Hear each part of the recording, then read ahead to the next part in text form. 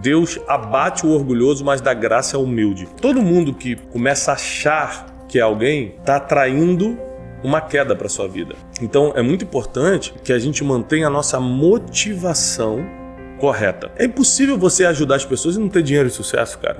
Elas te dão isso. Impossível. Só que quando você faz pelo dinheiro e pelo sucesso, você não ajuda as pessoas. Você disfarça. Você cria um personagem. Cara, eu acho que aqui é o que a gente precisa falar. Quem não é de verdade tem prazo de validade.